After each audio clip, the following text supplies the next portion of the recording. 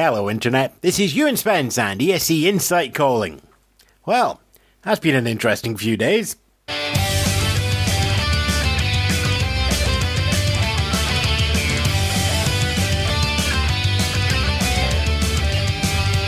Coming up, well, the Eurovision Song Contest has been cancelled, but something will take its place, and the community's here for you. Yes, good afternoon, good morning, good evening. Ewan Spence here with another Insight News podcast. It's obviously not been a week since the last one. This is effectively an emergency podcast, but so much has happened around the Eurovision Song Contest in the last few days, and also so much has happened in the world, and Eurovision has knocked a lot of you out of balance. It seemed only fair to find out what's been happening, talk about what is happening, have a look to the future, both with Eurovision Song Contest and in a little bit of way what Insight is going to be doing as well. But TLDR, be safe, be nice, wash your hands. We'll get through this, okay? On with the news.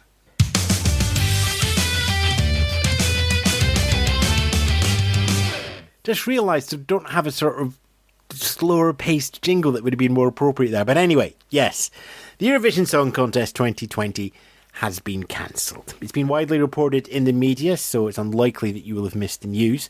But Wednesday, the 18th of March, saw the EBU cancel the Song Contest due to the uncertainty created by the spread of COVID-19 throughout Europe and through the world. That, as well as the restrictions in place by the Dutch authorities, travel restrictions placed on the delegations and all the staff that would need to attend the contest, and of course their health of the artists, the delegations, the broadcast crew, the techs, and all the rest of the staff that are needed to put on an event the scale of Eurovision. All of that was at the heart of the decision. And yeah, there were options that many people sort of discussed online, but the event is simply too big to move. Just skip it forward a few months. I mean, the logistics alone are huge. It takes 4 weeks to build the stage, 2 weeks to rehearse, and the TV time, and then another week to break it down. And that's 7 weeks where you've got to get your techies, your security, your riggers all booked out in advance. The broadcasters need to be involved. The artist needs to be involved. All of the services on the ground need to be coordinated. So to just go, stick it forward 3 months, it's not really practical. And also, who knows if 3 months is going to be enough time? So that option was out. Many people discussed about doing it without an audience, but even if you take the audience out, you're talking close to 1,000 people in this space, and that's 2 orders of magnitude over what's being recommended by WHO and health authorities around the world. So, and you still have the issue of travel restrictions as well. And yet, remotely was an option that many had discussed, but the EBU decided that remote and sort of dial-in and video link would not be in keeping with the values and traditions, and they see it as a live event. So that was off the cards, and 2021 it is, where it's obviously still to be decided, but Rotterdam City Council have made a very strong bid to say, look, we're happy to do it again, we want to do it again. Quite rightly too, they feel an emotional connection to the contest, and all the work that's been put into it so far, right now, has been for nothing. So they've got a book ready to go. So 2021, at the moment, we're going to say Rotterdam 2021. But look, take a moment here, that's the sort of practical stuff. Look, this has been on the cards, the cancellation, for some time. Events around Europe and the world have been cancelled from the middle of February, and much bigger events than Eurovision in terms of people on the ground. Things like South by Southwest in America, it's a great big music, tech and film festival, was cancelled. Mobile World Conference for the digital industry has been cancelled. Eurovision's not alone in this. I mean, the same day as Eurovision got cancelled, you had the football Euro 2020 postponed a year as well. So all of these cancellations have been an emotional blow to each of those communities. So the community reaction to Eurovision being cancelled, your reaction, that's perfectly understandable. We all have it. I have it as well. And here's something I really want to say and want you to take to heart.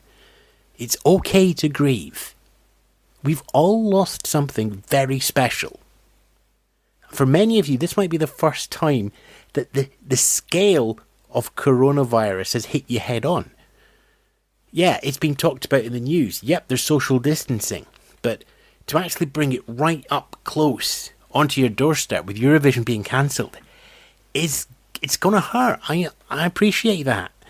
I know that. We are all hurting. Eurovision is a vital part of many of our social lives. It's something that we look forward to every year. It's an anchor. So to lose that, look, don't let anybody belittle that feeling. It's okay to feel how you feel. Take as long as you need. Don't let anyone tell you you're being silly or you're stupid because you care about something that's been taken away. We're all going to be affected over the next weeks, months, even years, by this virus in different ways. And if you need someone to talk to, if you need to vent, if you just need to let go, ping us on Twitter. Our DMs are always open. We'll be there for you as well. We're a community. We'll get through this.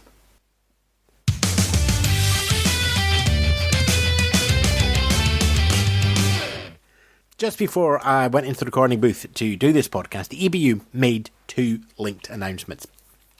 First one was that the reference group, the people who make the rules for the song contest, have made a decision on song eligibility for 2021. A lot of talk after the contest was cancelled in that first press release on Wednesday was what happens to our 41 songs. Do they just disappear? Can they all just carry forward to next year? There was a lot of discussion about that online. Now, look, the first thing is you still have that song. You still have your favourites. Just the same as we still have favourites from national finals. I'll still have Ringo Starr. We still have our 41 songs. They just haven't taken place in the competition. But, there was hope that many of them would be brought forward. Well, that's not going to happen. The reference group has said that as regard to 2020 entries, they will not be eligible for the 2021 contest. Yep, the September the 1st rule will be in effect. Maybe they considered a waiver if one of those songs wanted to go through. And maybe they would have said, yep, one of those 41 can go through, we'll leave it to the broadcaster. But no, it's been a line underneath that basically says those songs aren't going to be eligible for 2021. Part of the reason for that is in the second announcement, the EBU and its members are exploring alternative programming to unite and entertain audiences around Europe in these difficult times. After all, there is a 4-hour slot on television on Saturday, May the 16th that would have been for the song contest. That's available, as are the 2 semi-final slots as well.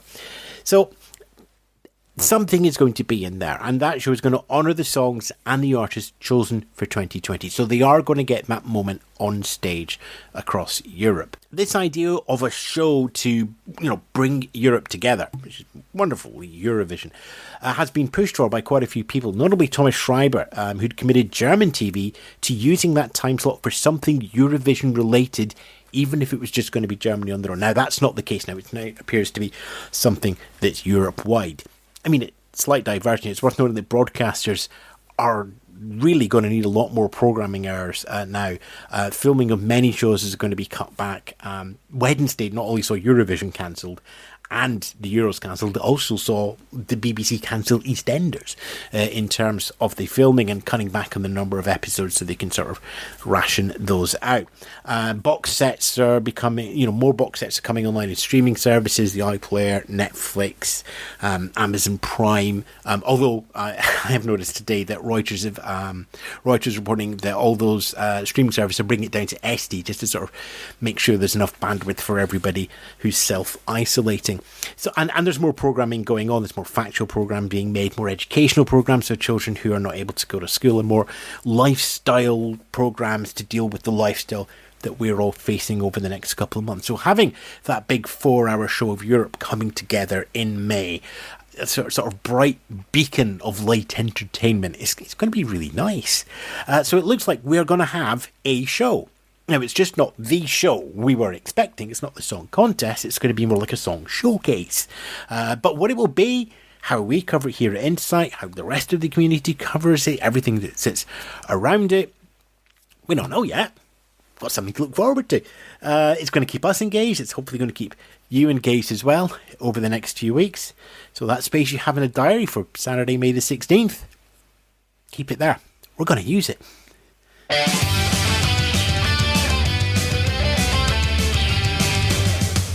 Okay, so because we are going to have some of those songs pop up in 2020, just a quick reminder of the song news that we had earlier in the week. National selection wise, we finally heard the tracks from Azerbaijan. It was going to be Cleopatra by Effendi, and the tracks from Russia, it's going to be Uno by Little Big. We had a number of song revamps that were released. Armenia's Chains on You were redone, Croatia's Grieve was redone, Kamala for Czech Republic was redone, Hasta la Vista for Serbia was redone, and Slovenia was redone, even though we've only heard a 30-second clip of it as well. Normally, this is the point where I'll be talking about the countries and the delegations and the artists and what they're doing. Going through rehearsals, ideas of their props and staging, public appearances, pre-party interviews, all of that. It's all out the window now, really, isn't it? But we do have some news, and it's about the 2021 artists, which I think is the earliest we've ever had an actual confirmation. I know we've had Ewan on stage going, I'm going to do it next year, but it's not signed off or announced for sure on that one. But what we do have is, after the cancellations, a number of broadcasters said that those who had the ticket to Rotterdam 2020, they get to roll it forward. So Rotterdam 2021. Remember, City Council already said, we're ready to do it. Effendi for Azerbaijan. We'll need something other than Cleopatra. It's a shame they just went for another song. It would have been fun. But anyway, Hooverphonic are coming in for Belgium. This is a curious one, this, because the Belgian broadcasters take turn about to choose the act for Eurovision and to choose a song and organise it. So last year it was VRT, this year it was RTBF, next year will be VRT.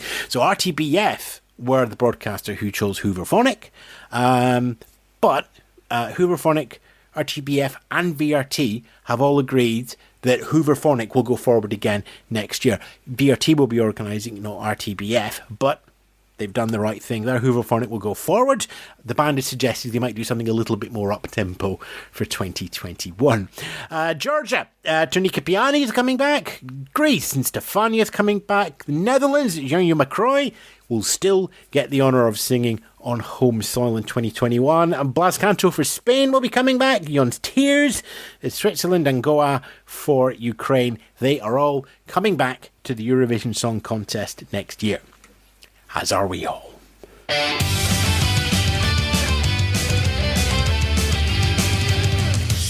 As mentioned in the last podcast, the preview parties in Amsterdam, in London and Madrid and Tel Aviv, they've been cancelled. Do check the respective websites for details on what to do with your tickets. But remember, be nice.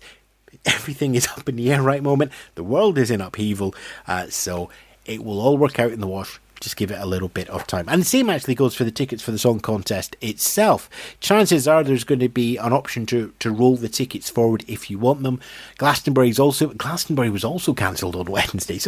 And they've said that the tickets, if you want to use them again, will roll forward to 2021. Hopefully that will be the case with Rotterdam as well. And if you can't make it, you'll be able to get a full refund and the tickets will go back into a pool for sale. Speaking of ESC Insight, we're a bit up in the air as well. Like many sites, we had plans and we had ideas of what we were going to do in the run-up to the contest. We're going to be looking over those over the next week or so to decide which ones we're going to hold back until 2021, which ones are good now, new articles that we want to write about now given the situations. But there is one thing right now I can confirm. Jukebox Jury will continue. We aired the first episode last week. We'll be airing the second episode on Saturday the 21st, and then we will probably do them every Saturday now in that sort of national final Eurovision slot we'll do it in the early evening, so you've got it there.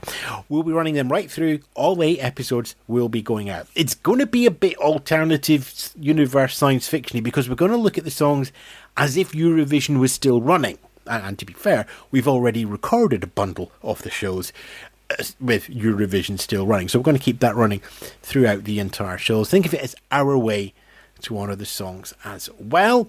As always, the newsletter will keep out rolling and keep you up to date with events that are happening. Of course, most of these are going to be virtual and online now. ESC Buzz is up on Twitter, twitter.com/ESC Buzz, which pops around the Eurovision world every 5 minutes or so to find out what everybody's talking about, retweets it, so you can get a good look at what's happening in the wider community the same sense. And of course, we're up on the podcast radio broadcasting on DAB over London and the southeast of England, along with other podcasts. So if you just want to listen to some different talk radio derived from podcasts, maybe find a new show or just find a new bit of entertainment, the podcastradio.co.uk will allow you to stream wherever you are around the world. But if you're in London, onto the DAB as well. And don't forget all the other Eurovision sites. They're still doing the coverage. Some of them are carrying on with the big project. Eurojury is one. The song reviews are going through as well. They'll be doing new types of coverage as well. Video streams are going to be coming up from the communities. There's going to be chat, virtual get-togethers. I'm not going to list every single one of them because they keep popping up. Communities are organising some wonderful things. Watch out for them. ESC Buzz is good for that. But that will bring together all the things that are happening. There's like for this Saturday evening, Rob Hawley's organising a rewatch of a Eurovision year, and everybody will everyone will press play at the same time. We can all share experience. But Rob's not going to tell us what year it is until just before the show. That's going up there. We'll put a link up in the show notes. There's more going on there. So normally I would give you the dates in the calendar, but right now, the community is being a wonderful thing. It's just going, Eurovision's about bringing people together. And much as the 2020 edition has been cancelled, it turns out that it's bringing the community in as well. It's getting us closer together. It's letting us share society across the borders of Europe and the world. And in a time like this, it turns out that the ideals of the Eurovision Song Contest, of Eurovision itself, is exactly what we need. I think so. Anyway, I'm Ewan Spence. It's been ESC Insight. Stay safe. Be kind. Ta-ra for now. Can we have some guitars, please?